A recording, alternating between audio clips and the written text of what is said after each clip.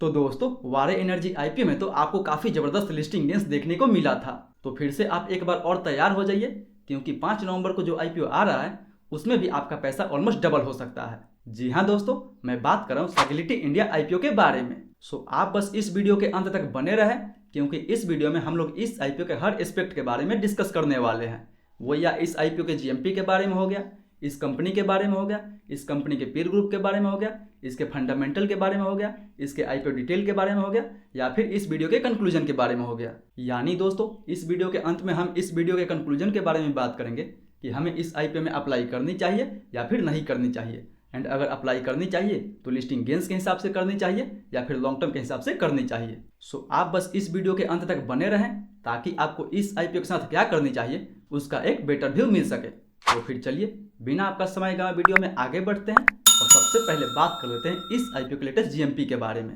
तो दोस्तों अगर बात किया जाए इस आईपीओ के लेटेस्ट जीएमपी के बारे में, तो ग्रे मार्केट में अभी इसका डिमांड लगभग 50 से 60% के आसपास तक बना हुआ है। यानी 60% के हिसाब से देखा जाए तो पर शेयर पे हमें 18 रुपये का प्रॉफिट बता रहा है। 500 शेयर का लॉट है, उस हिसाब से मैक्स टू मैक्स हमें 9,000 रुपये तक प्रॉफिट देखने को मिल सकता है पर लॉट पे। यानी दोस्तों अगर लिस्टिंग डे के दिन तक इसके ग्रे मार्केट में ऐसे ही डिमांड बना रहता है तो इस आईपीओ में तो आपको काफ़ी ज़बरदस्त लिस्टिंग गेंस देखने को मिल सकता है। बट दोस्तों जैसे कि मैं आपको हर वीडियो में रिमाइंड करता हूँ कि हमें किसी भी आईपीओ के उसके जीएमपी पे पूरा विश्वास नहीं करना चाहिए, क्योंकि जीएमपी एक टेंटेटिव गेन होता है जो मार्केट के सिचुएशंस के अनुसार कभी भी ऊपर नीचे हो सकता है। इसीलिए हमें किसी भी आईपीओ में इन्वेस्ट करने से पहले उस कंपनी के काम एंड उसके फंडामेंटल के बारे में अच्छे से रिसर्च करनी चाहिए।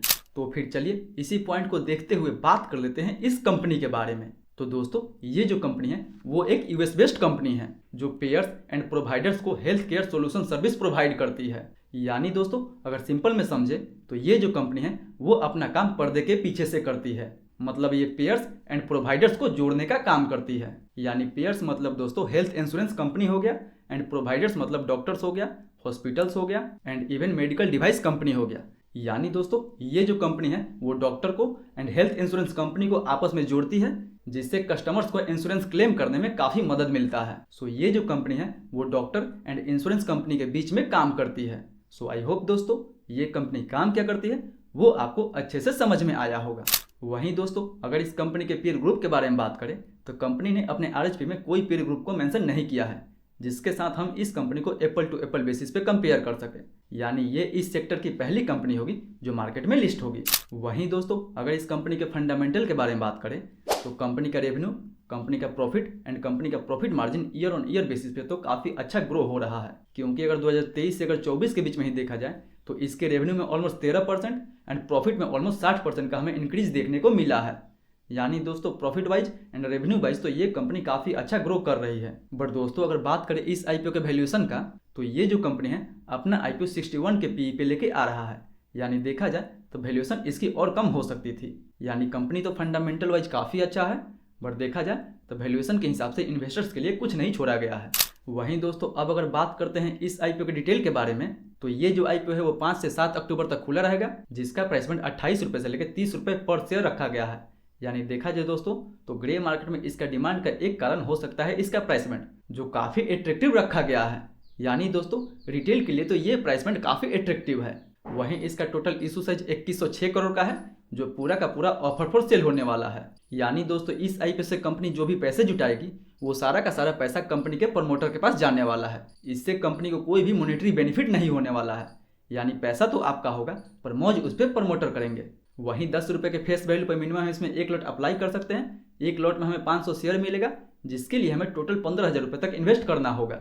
एंड दोस्तों अगर बात इसके कोटा का करें तो रिटेल को भी इस आईपीओ में केवल 10% का ही कोटा दिया गया है। यानी देखा जाए तो ये आईपीओ तो रिटेल के लिए बिल्कुल सही नहीं रहने वाला है, क्योंकि रिटेल के लिए इस आईपीओ में केवल 10% का ही कोटा दिया गया है। सो जो लोग भी रिटेल कोटा में अप्लाई करने वाले हैं उनके लिए तो ये बिल्कुल अच्छी बात नहीं है। वहीं इसका अलॉटमेंट हमें 8 नवंबर को लिंक्डइन टेंगे वेबसाइट पे एंड लिस्टिंग इसका हमें 12 नवंबर को देखने को मिल जाएगा। तो दोस्तों ये तो रही इस आईपीओ के टोटल डिटेल के बारे में। तो फिर चलिए अब फाइनली बात कर लेते हैं इस वीडियो के कंक्लूजन के बारे में कि हमें इस आईपीओ में अप्लाई करनी चाहिए या फिर नहीं करनी चाहिए। तो दोस्तों अगर सबसे पहले बात करें कि क्या हमें लिस्टिंग गेंस के लिए इसमें अप्लाई करनी चाहिए या फिर नहीं करनी चाहिए, तो देखिए अभी ग्रे मार्केट में इसका डिमांड लगभग 60% के आसपास तक बना हुआ है। तो अगर दूसरे और तीसरे दिन तक इसके ग्रे मार्केट में 20 या 25% से डिमांड ऊपर हो तभी आपको इस आईपीओ में अप्लाई करनी चाहिए। एंड दोस्तों, अगर आपको किसी भी आईपीओ के लेटेस्ट जीएमपी की जानकारी चाहिए तो उसके लिए आप हमारे टेलीग्राम ग्रुप से जुड़ सकते हैं, जहां पे आपको डेली हर आईपीओ के लेटेस्ट अपडेट के बारे में जानकारी मिल जाएगा। सो डिस्क्रिप्शन में लिंक दिया हुआ है, मेक श्योर कि आप टेलीग्राम ग्रुप से जुड़ना ना भूलें। सो अगर दूसरे दिन तक इसके ग्रे मार्केट में डिमांड 25% के ऊपर हो तो वहीं आपको इसमें अप्लाई करनी चाहिए, अदरवाइज इसमें आपको अवॉइड कर देनी चाहिए। बट दोस्तों, वहीं अगर बात करें कि क्या हमें इस आईपीओ में लॉन्ग टर्म के लिए अप्लाई करनी चाहिए या फिर नहीं करनी चाहिए, तो दोस्तों ये जो कंपनी है वो लॉन्ग टर्म में भी काफ़ी अच्छा कर सकती है, क्योंकि ये कंपनी उस सेक्टर से बिलोंग करती है जिसका डिमांड हमेशा बना रहता है, यानी हेल्थ केयर का डिमांड तो आपको हमेशा बना रहेगा। बट क्या है कि दोस्तों, इसमें हमें जब इतना अच्छा लिस्टिंग गेंस मिल ही रहा है तो मैं तो इस आईपीओ में केवल लिस्टिंग गेंस के हिसाब से अप्लाई करने वाला हूँ। बाकी बात आप लिस्टिंग गेंस के हिसाब से या फिर लॉन्ग टर्म के हिसाब से अप्लाई करने वाले हैं वो हमें नीचे कमेंट करके जरूर बताएं। तो आई होप दोस्तों आज का ये वीडियो आपको काफ़ी इन्फॉर्मेटिव लगा होगा। अगर वीडियो अच्छा लगे तो वीडियो को लाइक करें, इस चैनल को सब्सक्राइब करें, एंड जो भी आपका सवाल है मेक श्योर कि हमें नीचे कमेंट करके पूछना ना भूलें। मैं कोशिश करूंगा कि आपके कमेंट को 20 मिनट के अंदर रिप्लाई दे सकूं। फिर मिलते हैं अगले वीडियो में, तब तक ले सेफ इन्वेस्टिंग।